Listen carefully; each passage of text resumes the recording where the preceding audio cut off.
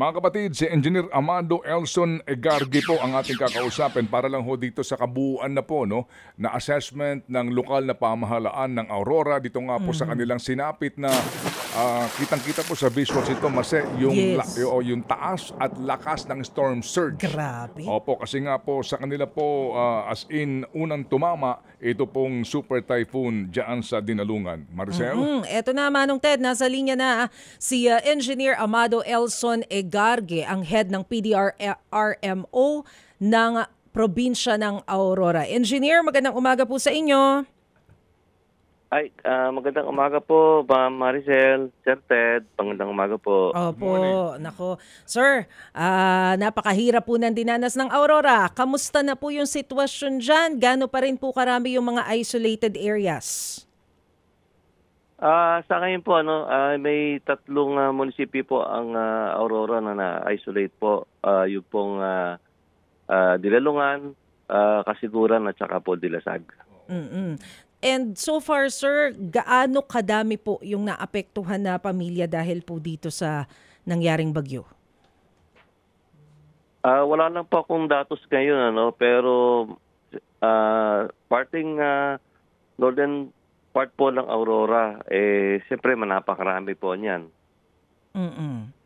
And meron pa rin pong nananatili sa evacuation center until now? Wala na po. Halos bigay na po. Yung mga na-displace lang po ang natira sa evacuation. Yung mga ilan-ilan po nasiraan po ng bahay. Opo. Sir, kahapon kasi nakita namin yung video ng storm surge dyan sa Aurora. Ano po ang nangyari? Bakit nung kasagsagan po nung daluyong, meron pa rin po talagang mga nakatambay doon po sa gilid ng coastal area, sa gilid po ng dagat?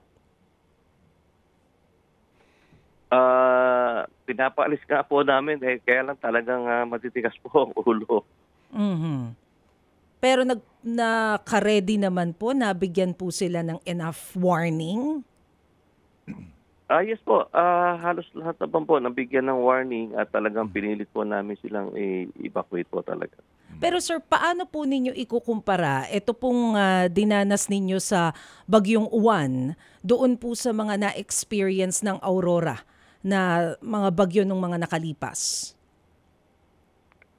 Ito pong nangyaring ito talagang kaiba po eh.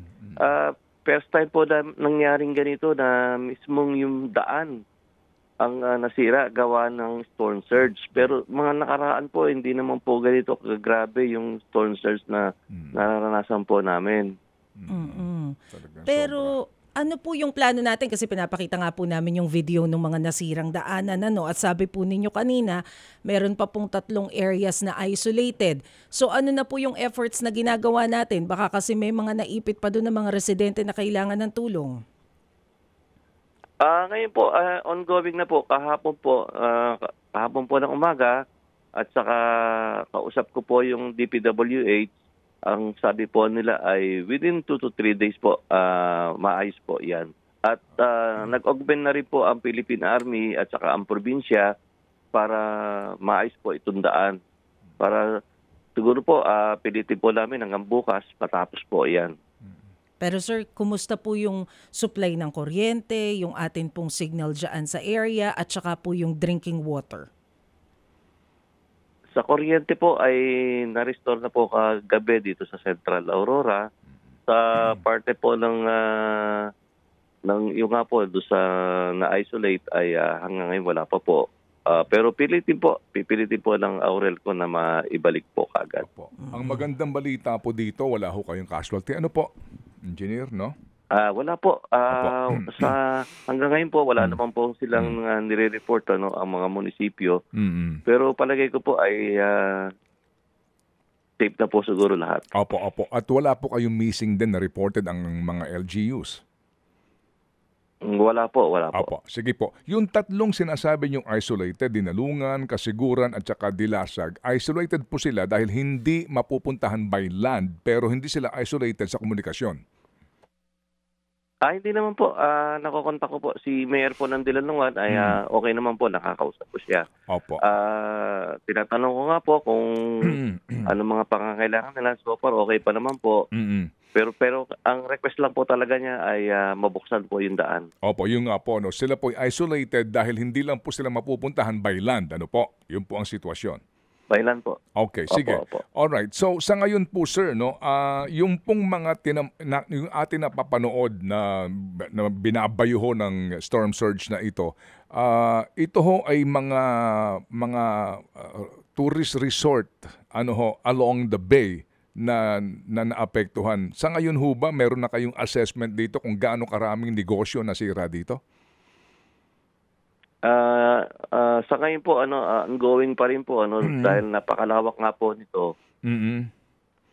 Opo, pero sa lahat po ng sa lahat po ng mga kasi 'di ba hindi lang po sa Baler ito di ba, yung pong mga may mga accommodation di po ba no para sa mga turista. Yes po. Opo. So sa ngayon po sa the whole stretch ng shore no ng Dalampasigan saan may pinakamatinding tama? Dinalungan lang po.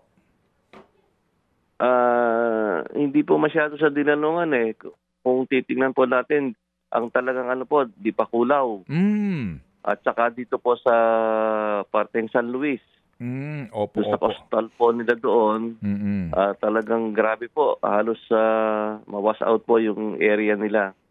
Opo, so kumbaga doon po sa mismong pinaka landfall area mas kumbaga bagamat may damage sila doon, mas lesser kumpara doon sa ilang pong mga katabi nilang bayan, no?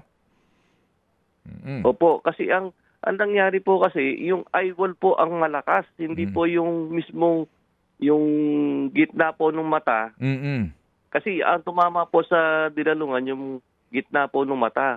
Pero dito po sa mismong kahabaan po ng coastline ng Aurora, ang tumama ay yung mismong eyewall. Yun po yung malakas Yes sir, yes sir. Opo, kasi nga doon po sa pinakamata, actually minsan po halos wala kang mararamdaman doon sa gitna, usually po. Yes, pero yung katabi niya, yung paligid niyan, naandun yung delubyo. So ito po yung tumama dito sa kanan niyo. Opo.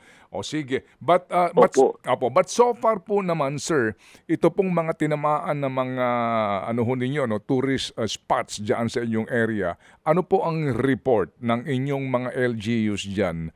Kailan sila muli po makapagbubukas? Wala pa pong ganung report?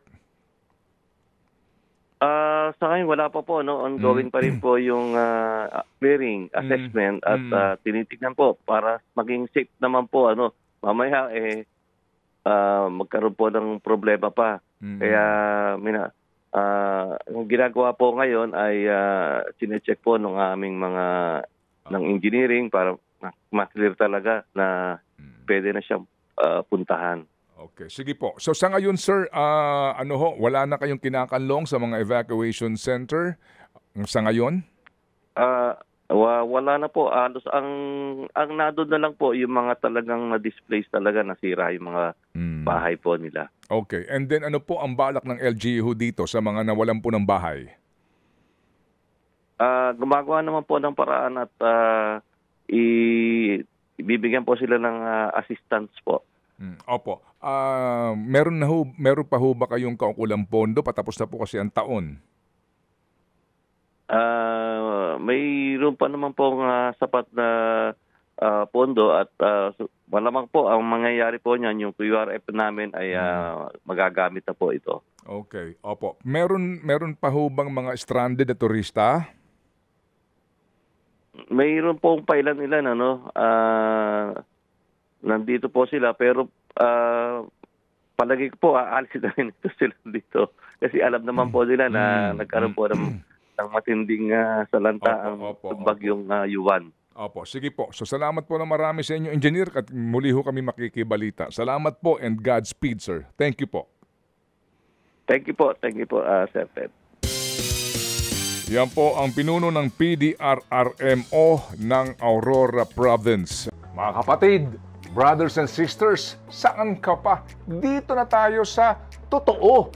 Dito na tayo sa True FM. Mga kapatid, mag-subscribe and follow po kayo sa social media accounts ng True Network PH. Yan po kami. Hanapin nyo lang True Network PH, Facebook, Instagram, YouTube, TikTok, and podcast. Mapa Apple or Spotify man yan, mahahanap nyo kami. Lahat ng mga napapanood at napapakinggan nyo po sa programa, nasa social media accounts namin yan. So, paano mga kapatid? See you sa social media!